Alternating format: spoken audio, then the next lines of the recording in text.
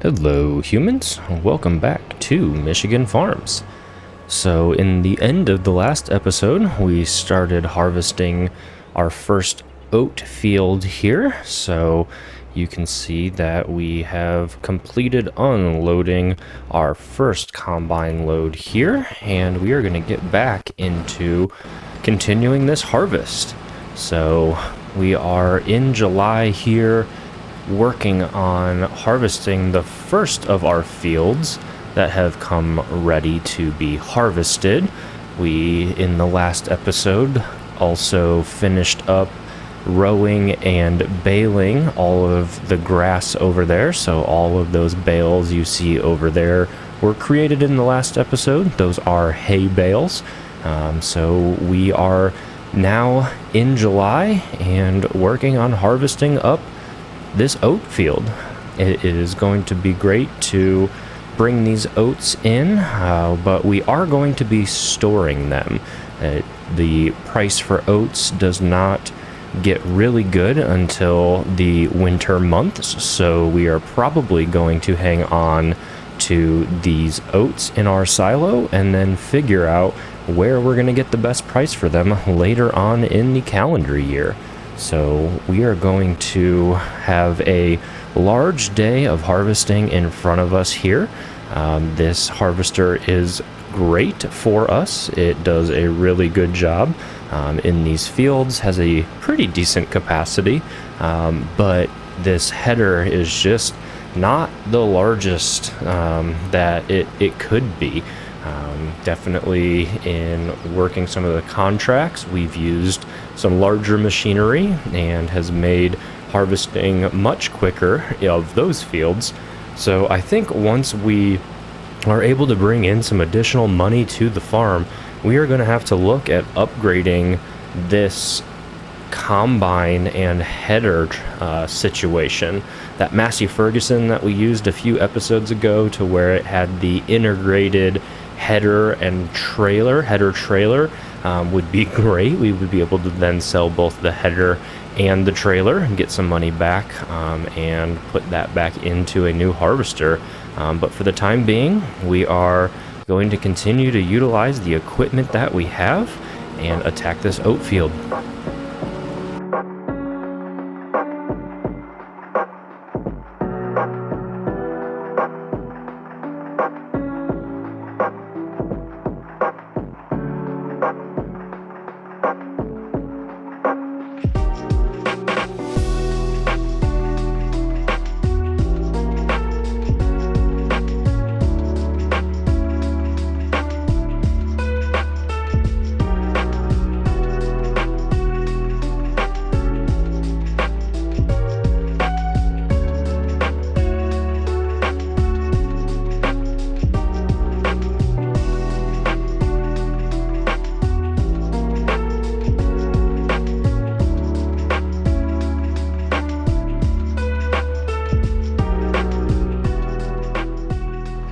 Alright, so we have put that harvester onto a worker, and we are just waiting for them to get caught up to us here, and then we are going to unload that harvester on the move. You can see that we've got just over 12,000 liters of oats in the trailer here from that first load, and we are going to go ahead and get this harvester, this combine, unloaded here, and then I think we're going to let the worker continue to do their thing, and we're going to see what else we can get into here in July.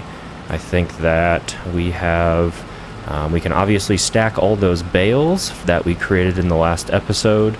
I need to see, we also need to find a slurry tanker to see if we have enough money to purchase one of those. We also could start coming behind the harvester here and row up and bale up this straw that we are creating here. So a couple of different options for us. So we will let the worker continue here and see what exactly might be the best thing for us to do. So let's go ahead and just get this parked about halfway down the field. That way we can go ahead and continue to unload as that harvester continues to fill up.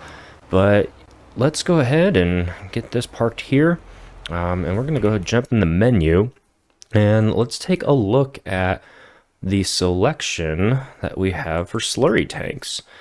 So we do have a couple smaller ones here that we would be able to afford. So we've got 8.2, 15, 21,000 liters. So we would not be able to afford that one just yet. And then these all look like they are going to be out of our price range as we work our way through the options here. How much slurry do we have? How much have these cows produced? Oh, wow. Okay, so they've produced over 30,000 liters. So we are going to need a larger tank to deal with all of that. You can see the cows are still working their way through the hay. Want to have them continue to eat that down before we give them any more total mix ration. We filled their trough all the way up with hay before we had the TMR mixer, so we want them to continue to eat that hay, and then we already have a batch of TMR waiting for them. So yeah, slurry tankers, 30,000 liters. Let's see, how much can we sell the slurry for? I just realized that not only do we have to deal with it, but it is another source of income for us. So where is it? I know that I'm always looking for it and it's staring me right in the face. Here we go. Obviously, the one with the number by it. So yeah, not great prices right now. We are in July, so at the depth of the price fluctuation here, you can see it starts going up. Wow, I just realized that changed as we were looking at it. So the price does change. It starts to skyrocket up in September. So maybe we do wait. Maybe that isn't something that we do right now.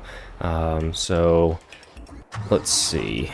How is our combine doing? They're only at 28%, so we will let them continue to work. And I think what we might do is jump into our telehandler here. Here we go. And we're going to go ahead and start stacking up these bales. So we got them created in the last episode and kind of just left them out here. So I think what we're going to do right now, as that harvester continues to do its thing, is we are going to clear off this field. So as you've heard me say many times before, I am not very good with the telehandler and the pallet forks and stacking bales and all that comes with it, but I am forcing myself to do it. I could take the easy way out, get a auto-loading trailer, which I think our trailer might be an auto-loading trailer, and drive around here and get these picked up, but I'm trying to get better with other pieces of equipment. So we're gonna jump into a bit of a time lapse, and you can watch me struggle to get all of these bales pulled off of this field.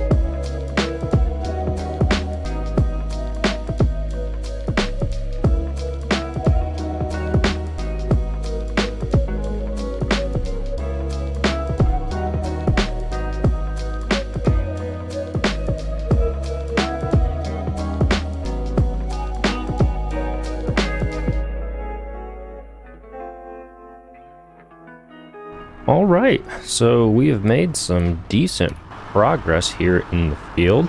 You can see that we have, what, 3, 5, 7, 9, 10 of these bales left to clear off the field.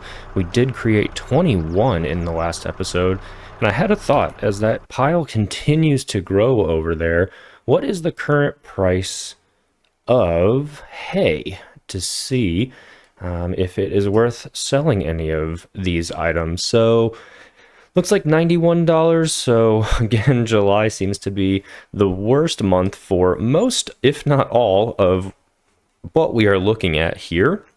Which is okay. We are definitely not in the need for money, but I had the thought maybe we could sell some hay here, bring in some money, and then grab that large slurry tanker. The other thought I had is that we always have that wonderful stockpile of our silage in the silo over there. Again, all the way down here, we can get 284, it looks like, at the biogas plant. So if we filled up our trailer, we would get maybe $10,000 or so. And that tanker that we were looking at, I believe we were just out of range for it. Yeah, so only a couple of $1,000s there, but you know, we would really want one with a larger capacity, maybe something like this here. I guess that's not that much bigger. It's actually not bigger at all. So I think these just become the spreaders. So yeah, and then we also have very large ones here that we could connect to our large trailers or even our Mack truck here. But those are really out of our price range. So I think for the time being, we are going to just continue. Let's check in here. So 54%, the worker's doing a great job. We're probably about halfway through the harvest right now, but we're going to continue to let the worker do their thing. I'm going to continue to unload the combine on the move, so we're going to get back down to the other side, and we're going to get the rest of that field cleared off. I probably will do all of that off camera so that you don't have to sit around and watch me do the same thing that you just watched me do. And then I think what we will do once we get that field completely cleared off is that we are going to look at getting this field rowed up and baled behind the combine to continue to create those straw bales. So let's get into position here. So as we will either have or almost have a full trailer here of oats, we're going to go ahead and get this brought over to our yard and get this dumped into the silo. We want to go ahead and store this. I believe it's going to be December or January until we have the best price for the oats. And although we could benefit from some new pieces of equipment, I don't want to sell these oats when it is the worst time of the year that we could potentially do that. So there we go, 91%. So we are going to get over to the yard here, get these oats put into the silo, and then we are going to work off camera getting the rest of the bales in that field cleared off, continue carting for the combine over here. So we will see you once we have completed taking all of the rest of these bales off of this field. All right, there we go. We have successfully stacked and tried to reorganize all of our hay bales there. So I think we are doing well on hay. So let's go ahead and jump over to the combine. Okay, so you can see 43% full. We've got just under 17,000 liters here in the Roland, and we only have a few more passes left on this field. So harvesting this field is taking a while, but it's nice to be able to get other things done on the farm while the harvest is happening. So let's go ahead and ride with this combine down to the end, get it completely emptied, and then I'll show you what we have working in the background right now, because I realized that we sold our windrower in the last episode. So I've actually sent our other tractor, sent the not the John Deere, we're in the John Deere. I sent the New Holland up to the store, and we are going to pick up, well, we need to still purchase it, but we're going to purchase and pick up a new windrower. So I'll show you the one that I am targeting, hoping that it is going to be a good addition to the farm. Alright, so that combine is unloaded, and hopefully they can finish off the rest of the field here with only one more tanker load. So let's jump into the menu here. I know we looked through these in the previous episode, but where are they at? That's Tedder's windrowers. So I think what we're actually going to do is go for one of these trailed windrowers. So the one that we had was this one, I believe. Yeah, 9.7 meters of working width. So here, even the smallest one would be an upgrade on size, but what I'm really hoping we can do, this one here, we can trail behind the the tractor, but then it also has a PTO on the back side, which I'm hoping we can connect up to the baler and run both of them at the same time. And if that's the case, that will make baling up the fields much easier. So let's see here. If I want to, so that's the 10. If I move to the 12 meter, it's another $9,000, and we can't afford that. So we are getting close to not being able to afford this one. So we're going to go ahead and just purchase this one. Those Michelins look good. No decals, no work lights. And I actually kind of like the way this looks, so I think we're just going to go with this. It's only a little bit of an upgrade on our width. We can always increase that width in the future, but I'm really hoping that we can connect our baler to it and run that as well. So we are going to purchase this for $45,000. Never used this piece of equipment before, so hopefully it works as I'm hoping it does, and it's going to make things easier and quicker while we are baling up this field. This field is very large. You can see all the swaths that we have produced, so it's going to take a little bit of time for us to actually get this windrowed and then get it all baled up. So I'm hoping we can kind of do two things at once. Not much to do in July after we finish off the harvest here. If I get down to our fields, you can see this is the only one of ours that is ready, but it does look like 27, 28, and maybe even 20 are all going to be ready at the same time. I don't know if that's next month, so August, or the month after in September. But we are going to be able to work on that.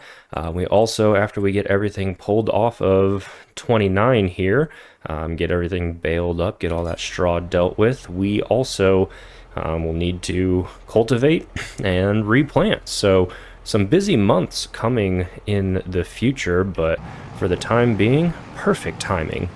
We're going to switch back in. We're going to take over for the worker here, and we are going to connect to our nice new trail behind windrower, which I guess all of them are trail behind, so that doesn't really make it that different, but I think the big thing that makes it different is being able to attach the baler behind it with that PTO that kind of runs all the way through. So we're going to get this piece of equipment back to the farm. We're going to try to figure out how to use it, and hopefully this New Holland here can pull both this and the baler, but we are going to find out. I will see you back at the farm. All right, we are back to the farm. I am going to pull off to the side of the road here and actually disconnect from our new windrower. I'm just going to put that right here. I don't know if we have enough space to get the baler out while still connected to that windrower, so I'm going to pull in over here and get connected to the baler, bring the baler over to the new windrower, and see if I can connect it. I've never put this baler on this trailer, or on this tractor rather. I am seeing how funny it looks because the baler is larger than the tractor. So did not even think about that, if we were going to be able to have enough power here in the New Holland to pull both the new windrower and the baler. So get that detached there. We will get connected here, and then we will get into position, back up, and get connected to the baler. All right, so it also looks like our worker has finished their task, which means that might be the oat field completely harvested. So before we start working here, we will want to get the combine emptied and then get the oats transported over to the silo, and then we can jump back into the New Holland here and see if we can pull it. And if we can't, since the harvest is completed, that means that the John Deere is going to be free, so we can utilize that if we need to. So let's jump out of here. The New Holland was able to pull those pieces of equipment, but I am unsure if they are going to be able to run them and pull them at the same time. So we are going to get jumped into the John Deere here and get that combine completely emptied. And of course it looks like the combine ended at the other end of the field. Took a gamble, thought that it might end at this end of the field, but of course my guess was wrong. So let's get to the other end of the field. We are definitely going to have enough space here in this trailer.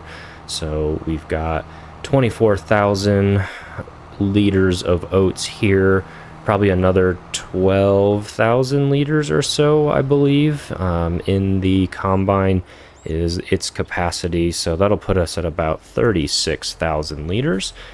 All right, so we'll get over into the combine, get the pipe out, and get this. Okay, so it's not full, it just has 8,500 liters in here, so we'll have a little bit less than what I was just talking about, but it will be nice because if we jump into the menu, you can see that we already have 46,000 liters in the silo right now. So whatever we end up with in this trailer is going to be added to that 46,000 liters for our grand total that we pulled off of this field. So there we go. Let's get switched back over. So another 32,000 liters in the trailer here, so that means we're going to end up with, what would that be, 78,000 liters of oats that we pulled off of the field here in July, and it's not yet even noon, so a very productive morning for us here in July, which is great. This is going to help the farm substantially. Oops, sorry, car. This is going to help the farm substantially once we get into those better months and get some better prices at some of the sell points for these oats. We're going to be able to bring in, I'm hoping, quite a bit of money. We are all the way down to under $4,000 in the bank, which is quite scary to look at, but we definitely have some options, some ways to make money.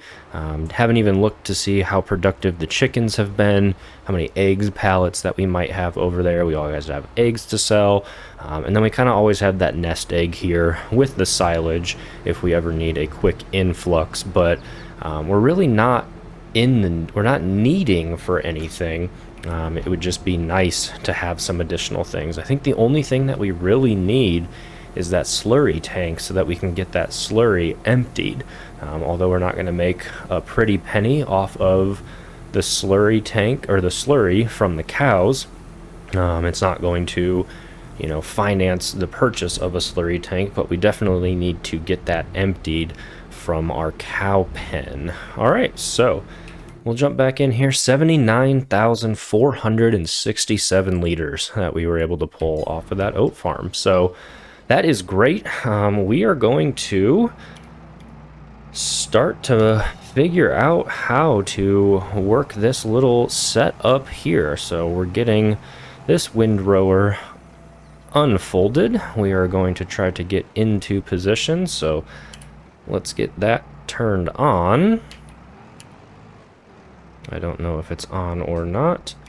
We'll get this unfolded, get the baler unfolded, get that drop down. Okay, so drop that down, and it's not turning that on, so I'm wondering, let's see, if I detach the baler. Alright, so I can run just the windrower here, but you can see I can't pull it. So we might just not have enough horsepower to do both of them, but like I said, that's not a huge issue.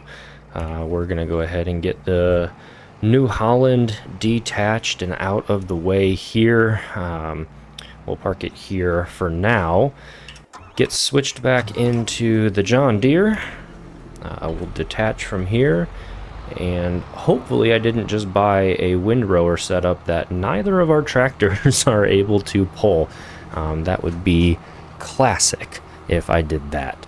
But this John Deere has a lot more power than that little New Holland does, so maybe I was kidding myself thinking that it would be able to run that setup. But since we finished the carting and the harvest here, we can put the John Deere on it and see what we get. So let's get attached here and see if we end up with the same results. So alright, we can at least turn that one on. Switch to the baler. Turn that on. Can we pull it? Yes, we can. So, is this going to work like I thought? Are we going to be able to row and create a bale at the same time? It is sure looking like it. There we go. So, check out our new setup here. We've got our John Deere pulling our new Lizard trail behind windrower, which has a larger working width than our last windrower, with the baler behind it. So yeah, we are able to utilize this awesome new setup of ours here. That's going to make baling this field so much quicker. But I think for the time being, that is where we are going to end this episode. This is going to be a handy helper in the future. So yeah, we're going to end the episode here. When we come back, we will finish windrowing and baling up this oat field here to pull up all the straw with our wonderful new setup. So as always, thank you so much for watching, and I will see you next time on our Michigan farm.